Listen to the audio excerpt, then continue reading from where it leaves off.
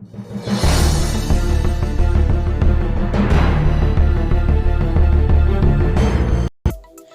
Morning दोस्तों, आपका हमारे चैनल संदेश टीवी में स्वागत है। आज का मॉर्निंग मसाला। कोरोना की लहर जारी, 58,000 पंचायतों में ऐसे होगी भर्ती। बीजेपी के खिलाफ मोदी के हनुमान, सब कुछ जो आप जानना चाहते हैं। दैनिक भास्कर लिखता है, देश में कोरोना की दूसरी लहर अब भी जारी। रिलायंस की कमाई हर मिनट 1 करोड़ से ज़्यादा। लद्दाख में तनाव वाले पॉइंट से सेना हटाएंगे भारत चीन। सबसे पहले आज के प्रमुख इवेंट्स जिन पर होगी नज़र। टोक्यो ओलंपिक में बॉक्सर लवलीना वर्ल्ड चैंपियन के खिलाफ 11 बजे सेमीफाइनल खेलेंगी। भारतीय महिला हॉकी टीम अर्जेंटीना के खिलाफ दोपहर 3:30 बजे सेमीफाइनल खेलने उतरेंगी। भारत और इंग्लैंड के बीच पहला टेस्ट मैच ट्रेंट ब्रिज में दोपहर 3:30 बजे शुरू होगा। बीजेपी अध्यक्ष जेपी नड्डा पार्टी के सभी महासचिवों और मोर्चा अध्यक्षों के साथ बैठक करेंगे। दैनिक जागरण लिखता है, यूपी में बेसहारा महिलाओं को भी आर्थिक मदद देगी योगी आदित्यनाथ सरकार। हर महीने मिलेंगे 2,000 रुपए। कोरोना महामारी और अन्य कारणों से अनाथ हुए बच्चों को सहारा बनने के बाद उत्तर प्रदेश की योगी आदित्यनाथ सरकार अब बेसहारा महिलाओं का भी सहारा बनने जा रही है। कोरोना काल में बेसहारा हुई महिलाओं की आर्थिक मदद के लिए उत्तर प्रदेश सरकार ने खाका तैयार कर लिया है। शीघ्र ही इस योगी कैबिनेट की मंजूरी मिलने की उम्मीद है। इस योजना के तहत गरीब बेसहारा महिलाओं को सरकार 2,000 रुपये प्रतिमाह प्रदान करेगी। मुख्यमंत्री योगी आदित्यनाथ ने पिछले दिनों कोरोना संक्रमण से निश्चित हुई महिलाओं के लिए भी एक अलग योजना लाने की घोषणा की थी। उन्होंने महिला कल्याण विभाग से ऐसी महिलाओं की सूची बनाने के निर्देश दिए थे जो मार्च 2020 के बाद निराश्रित हुई हैं। इन्हें योगी सरकार अन्य सरकारी योजनाओं का भी लाभ देगी। मुख्यमंत्री योगी आदित्यनाथ की घोषणा के बाद महिला कल्याण विभाग ने इस नई योजना का खाका खींच लिया है। इस योजना में निराश्रित महिलाओं को 2,000 रुपये प्रतिमाह की आर्थिक सहायता भी प्रदान की जाएगी। साथ ही इन्हें राशन कार्ड, प्रधानमंत्री आवास योजना, मुख्यमंत्री जन आरोग्य योजना सहित अन्य सरकारी योजनाओं का लाभ दिया जाएगा। यदि किसी बुजुर्ग महिला के पास रहने की व्यवस्था नहीं होगी तो सरकार इसकी भी व्यवस्था कराएगी। बता दें कि उत्तर प्रदेश की योगी आदित्यनाथ सरकार कोरोना के अलावा अन्य कारणों से भी अनाथ हुए वाले बच्चों का सहारा बनेगी। इसके लिए सोमवार को कैबिनेट ने उत्तर प्रदेश मुख्यमंत्री बाल सेवा योजना के अंतर्गत आर्थिक सहयोग प्रदान करने के प्रस्ताव पर मुहर लगा दी है। अब 18 वर्ष से कम आयु के ऐसे बच्चे जिन्होंने कोविड-19 के अलावा अन्य कारणों से अपने माता पिता दोनों या माता या पिता में से किसी एक या फिर अपने लीगल अभिभावक को खो दिया है, उन्हें 2,500 रुपये प्रति माह की आर्थिक मदद दी जाएगी। जनसत्ता लिखता है, भाजपा के खिलाफ खड़े होंगे मोदी के हनुमान। लालू बोले, चिराग और तेजस्वी साथ आए, स्वागत है।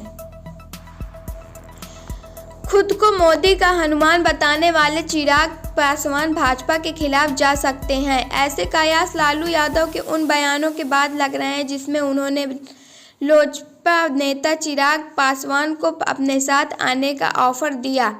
लालू ने मंगलवार को कहा कि चिराग और तेजस्वी के साथ आए, उनका स्वागत है।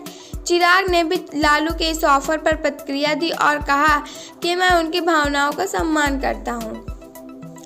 जनसत्ता से कल मुलायम आज शरद दोनों से मिले। लालू यादव कहा, हमारी तिकड़ी कई मुद्दों पर लड़ी। बिहार में धोखे से हारी थी आरजेडी। लंबे समय से बिहार व देश की राजनीति से दूर रहे लालू प्रसाद यादव एक बार फिर से सक्रिय हो गए हैं। दिल्ली में अपने बेटी व राज्यसभा सांसद मीसा भारती के आवास पर स्वास्थ्य लाभ करते हुए लालू विपक्षी दलों के नेताओं से भी मिल रहे हैं। सोमवार को लालू प्रसाद यादव ने समाजवादी पार्टी के संरक्षक मुलायम सिंह यादव से मुलाकात की। उसके बाद मंगलवार को लालू यादव ने पूर्व सांसद शरद यादव से मुलाकात कर उनका हालचाल जाना। दैनिक भास्कर से अब कल की प्रमुख खबरें जो आपको अपडेट रखेंगी। सरकार ने कहा कोरोना की दूसरी लहर खत्म नहीं हुई। केंद्र सरकार का कहना है कि अभी देश में कोरोना की दूसरी लहर खत्म नहीं हुई है। कई राज्यों में संक्रमण की रफ्तार फिर बढ़ने लगी है। इससे कोरोना की ज़रूरत है, इसे रोकने की ज़रूरत है। केरल और तमिलनाडु समेत देश के 8 राज्यों में कोरोना का रिप्रोडक्टिव नंबर 1 से ज़्यादा हो गया है। इसका मतलब है कि कोरोना में संक्रमित एक मरीज 1 से ज़्यादा लोगों को संक्रमित कर रहा है। हर मिनट 1 करोड़ से ज़्यादा कमाती है मुकेश अंबानी की कंपनी। भारत के सबसे अमीर कारोबारी मुकेश अंबानी की company Reliance industries limited 1 minute में 1.1 करोड़ रुपए कमाती है। अंबानी परिवार के पास 77.3 अरब डॉलर यानी 5.74 लाख करोड़ रुपए की संपत्ति है। यह दुनिया की 5वीं सबसे अमीर फैमिली है। ई कॉमर्स कंपनी वॉलमार्ट के को फाउंडर वॉल्टन की फैमिली 18.12 लाख करोड़ रुपए की संपत्ति के साथ पहले पायदान पर है। भारत चीन लद्दाख के गोगरा हाइट्स से सेना हटाने पर राजी। भारत और चीन के बीच line of actual control LAC पर पिछले साल मई से जारी गतिरोध सुलह की ओर बढ़ता दिख रहा है। दोनों देश गोगरा हाइट्स से सेना हटाने पर सहमत हो गए हैं। रविवार को दोनों पक्षों में कोर कमांडर लेवल की बातचीत हुई थी। इसमें पेट्रोलिंग पॉइंट 17A से सेना हटाने का फैसला लिया गया।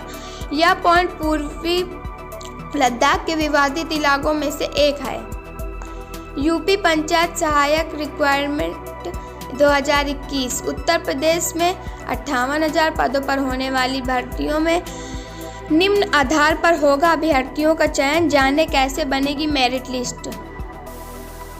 उत्तर प्रदेश में पंचायत सहायक डाटा एंट्री ऑपरेटर के 58,189 पदों पर भर्ती के लिए आवेदन प्रक्रिया 2 अगस्त से शुरू हो गई है। गौरतलब है कि राज्य में पंचायत सहायक डाटा एंट्री ऑपरेटर के 58,189 पदों पर भर्तियां निकाली गई हैं। ये भर्तियां 1 साल के लिए संविदा पर होंगी। इस भर्ती प्रक्रिया में शामिल होने वाले अभ्यर्थियों की सबसे बड़ी चिंता है कि इन भर्तियों में उनका चयन किस आधार पर किया जाएगा। गौरतलब है कि राज्य सरकार ने 2 अगस्त से 17 अगस्त तक आवेदन मांगे हैं और 24 अगस्त से 31 अगस्त के बीच परिणाम निकालने का ऐलान किया है। साथ ही अगर आप प्रतियोगी परीक्षाओं की तैयारी करते हैं और बेहतर तैयारी के लिए आपको तुरंत सफलता के फ्री कोर्स को सब्सक्राइब कर लेना चाहिए।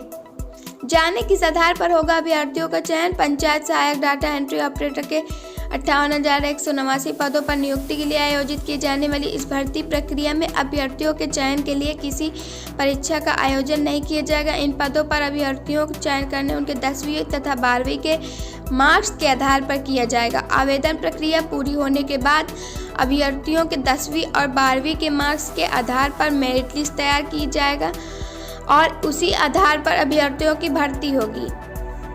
आवेदन करने के लिए ये योग्यताएं हैं जरूरी। इन पदों पर आवेदन करने के लिए अभ्यर्थियों को किसी मान्यता प्राप्त बोर्ड से 12वीं पास होना आवश्यक है। इसके अलावा अभ्यर्थियों की उम्र 18 से 40 के बीच होना चाहिए और अभ्यर्थियों की उम्र की गणना 1 जुलाई 2021 के आधार पर किया जाएगा। आवेदन करने वाले अभ्यर्थियों को किसी प्रकार का शुल्क अदा नहीं करना है।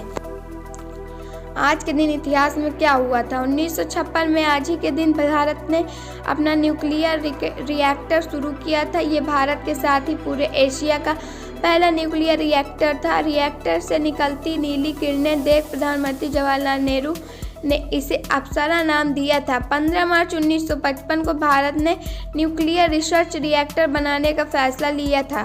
डॉक्टर होमी जहांगीर भाभा इस पूरे प्रोग्राम के हेड थे। देश के तमाम वैज्ञानिकों ने दिन रात मेहनत कर केवल 15 महीनों में इसका काम पूरा कर लिया था। और अब आज का विचार। नाकामी वह मसाला है जिससे कामयाबी को उसका जायका मिलता है। ट्रूमैन कैपोट।